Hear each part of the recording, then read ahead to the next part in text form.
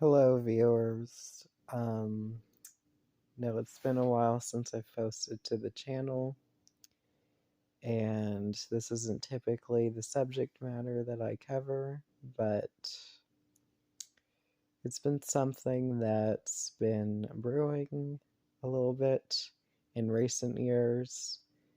Since around 2019, there's been an odd trend of usually entitled mothers that feel the need, how do I put this, to slam transgender people for using locker rooms. Usually, the argument is that they will, they'll say that they're not real women and that ultimately they're looking at their girls inappropriately. And it's usually a transgender woman who is the victim of such verbal abuse.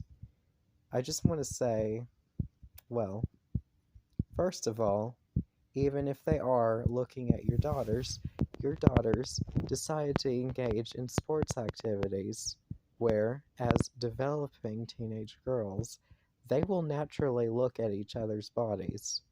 And even if that individual is if their eyes are wandering and they're being slightly inappropriate, it does not warrant you to attack their entire choice to redesign their body based on their mental health and what they decide to do with their life. Second of all, it's just so much more hateful than just taking a peek to basically out someone like that and isolate them. Like, what do you want them to do? Ostracize an entire community because you feel entitled not to have your daughters intermingle with people like that? You are enforcing bigotry onto your younger children and those generations. And for those of you who argue, well, genetically, they're not real women, so they're not real women. Usually Christians will do this. To that I say, there's about as much scientific evidence that, if you want to go there, as far as transgender people, there's as much scientific evidence that supports them as supports that you're God. And you want to go there as scientific argument, your God doesn't exist if they don't believe. Your God doesn't exist, basically, if they can't be transgender, if they can't change their gender. And if you're being honest with yourself, even if they could change their genetics in a perfect world, in a perfect future, you still wouldn't accept them. For some reason, deep in your values, how you were grown up. And you don't have to enforce that on everyone else. Especially your own children.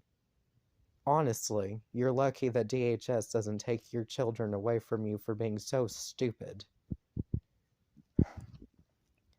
Now, I know these are opinions, for the most part.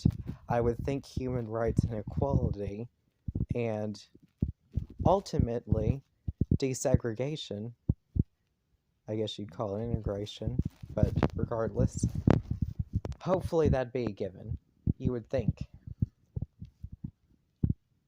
Now, it's happening again as early as 2023, where you have people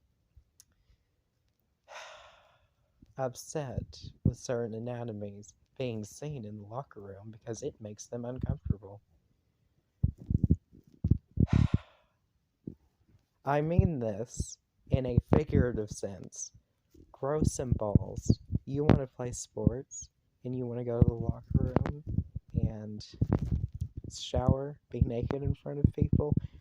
You're going to have people look at them whether they're transgender or not. It's natural human curiosity. Do not make it about identity politics. I just don't even know what to say to that. Really, if a woman, both natural, looked at each other, it would not be taken as serious, usually, as a transgender woman looking at a woman. It's just blown out of proportions, and it needs to stop. And honestly, I doubt that all those cases that the transgenders were looking at the girls. Honestly, it looks like those mothers, older women, are puppeteering their children as some sort of sick political gain to go against the transgender community, and it's disgusting. I'm personally not affiliated with the community. I'm not a part of it. I know some friends that are going through that, and it is tough. And you do not make it any easier on these people. And I just wish, as adults, that you would be inclusive and not make this world harder than it has to be. And if you're not Christian or whatever, and that's not the reason that you hate transgender people or whatever, I want to know why. You don't have the feelings that they do.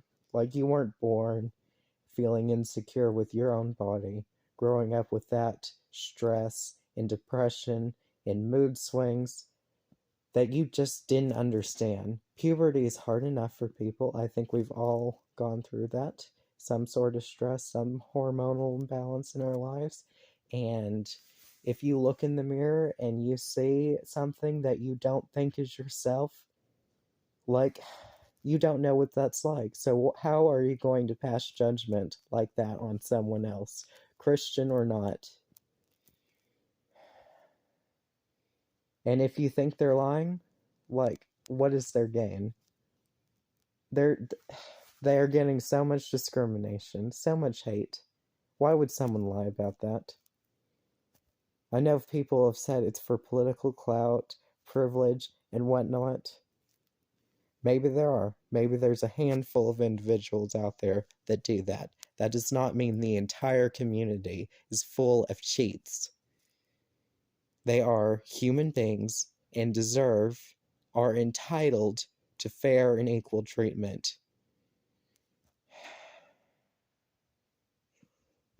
So, in conclusion, with that being said, if you have daughters wanting to do sports, and it just so happens that you find out that another one is not a natural woman, they're just as equally a woman, in my opinion, honestly.